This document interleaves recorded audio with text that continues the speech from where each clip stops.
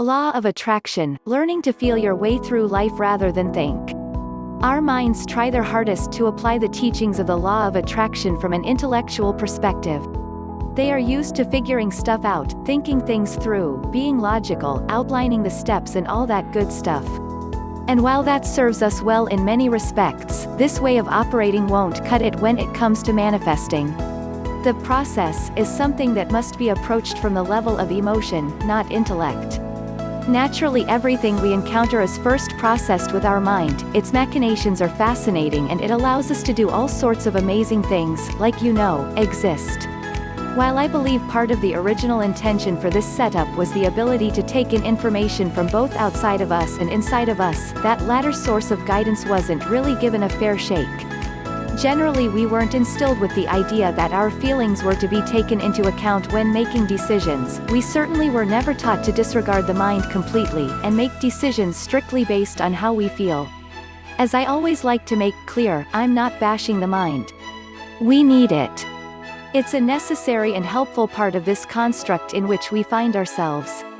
It is my mind that is stringing these thoughts together and translating them into words. For example, you're never going to get rid of it, it's never going to stop doing what it's designed to do. But over time, it does get in the way less when doing this sort of work. How you respond to its objections and what have you change.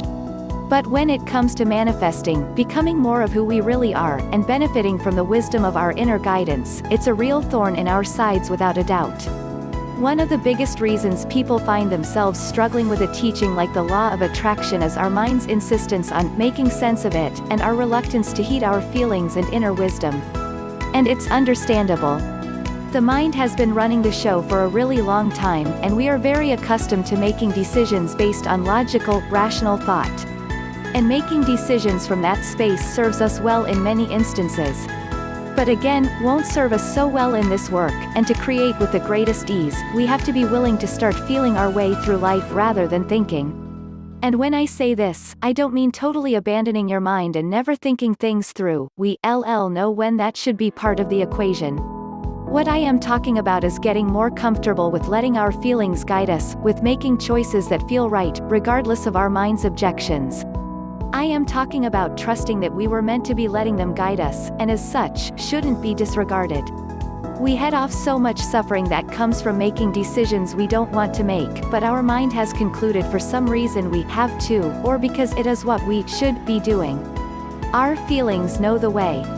Be willing to let them lead. Our feelings are our guidance system, and when we act in accordance with them, it makes it a hell of a lot easier to stay in alignment. When we get more comfortable following our feelings, we quickly come to see how much more quickly the path unfolds, and how much less turbulence we encounter. How we feel is letting us know if we are moving closer or further away from the innate wisdom of big U, from what we want, which is ultimately to feel a certain way, and become more of who we really are. When that really starts to sink in, it becomes very obvious that following our feelings makes really good sense. Again, probably won't be easy, but there has to be a willingness to try. So many of us lament our struggles with manifesting and applying the teachings of the law of attraction, and when people relay their experiences, the primary stumbling block is often so painfully obvious: this insistence on trying to do this work from the mind, and an unwillingness to proceed based on how they feel, to let their feelings show them the way. We make endless excuses as to why we can't do what feels right, and why we have to keep doing what our mind is telling us to do, no matter how much we don't want to, and then we wonder why nothing is changing, or why things we don't want keep showing up. When we act from this sort of space, we can't get any other result. Our energy is thick with doubt, fear, trying to force results through a certain channel and pushing against what is. Seriously, how can we expect things to be different? Be willing to act on your feelings, and see what next step is revealed. Don't worry so much about the implications of this choice a decade from now. You can only ever see the next step anyway. You really can't make a mistake or make the wrong choice anyway, so that may take some pressure off. Again, we aren't used to operating from this space, and I get why we have such a hard time doing this, which brings me to my next point. This will be uncomfortable, but it gets easier.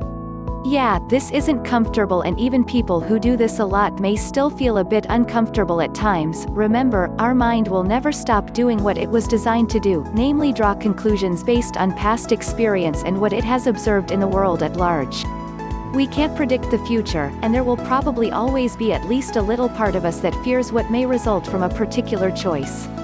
Here's one way to look at things that may make you more amenable to following your feelings. How well has letting your mind run the show, and inform all your decisions, worked out for you thus far? Yeah, that's what I thought. It may be time for a different approach. Anyway, because we are not accustomed to doing this, we probably just won't jump full bore into heeding our intuition at every turn, and acting from our gut, especially when rational, logical thought is screaming at us to do the exact opposite, when no rational thought can in no way justify this decision. There will probably be some big decisions where the stakes are high, and simply following your feelings will just be too incredibly uncomfortable, and you won't act from this space. It's fine.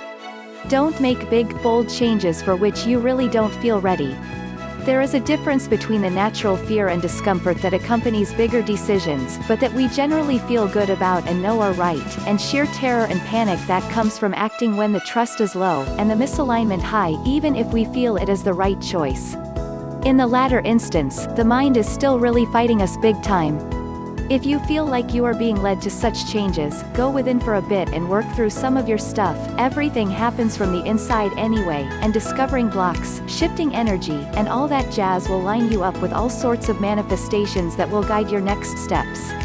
Start paying attention to what is driving your behavior in daily life. See how you are feeling about the choices you are making and how you are going about handling various aspects of your life, such as your business. Are you doing everything from the mind, or are you taking your feelings into account at all? Have your feelings been nudging you to make certain changes, but you have been reluctant to heed their guidance? Why? How often are you opting for what your mind is telling you to do over what your feelings are telling you to do, even if it feels crappy? What sort of results are you getting? Gotta have faith. Faith is quite a powerful tool in our manifesting arsenal. After all, it would be really, really hard to do this work if there wasn't a part of us that was able to believe that things can work out, that things can change, even if our past and current circumstances seem to indicate this would be highly unlikely, at least to our mind. It would be hard to manifest if there wasn't a part of us that knew intuitively there was some larger force at play, shaping our reality, and that we could play a part in that molding by way of what we are projecting from our inner world. You can't ever know for sure what will transpire once you make a certain decision or head down a certain path. You can influence your experience by your energy, but exactly what manifests as a result of said energy is not something we can really control. But when we are in that space of detachment, trust, feeling generally good, and what have you, whatever shows up will probably be to our liking, and much better than anything our mind has come up with. You really can't do this wrong. No matter what happens in our life, it is just there to show us something, and our course can always be corrected. Does following your feelings mean that you will never again encounter anything unwanted? No, it doesn't. We all have kinks in our vibration, and we shouldn't be doing this work with the aim of trying to create some perfect life or perfect vibration. Sometimes following our feelings will lead us to manifest something that we may not like, but was necessary, because it alerted us to something that we needed to see. This unwanted manifestation doesn't mean you made the wrong choice. It really is amazing how this works, and don't bother trying to understand how exactly it does. We can't. Doing this work in general takes a good dose of faith, and being more comfortable with letting our feelings guide us takes a whole lot in particular. It's uncomfortable but worth it.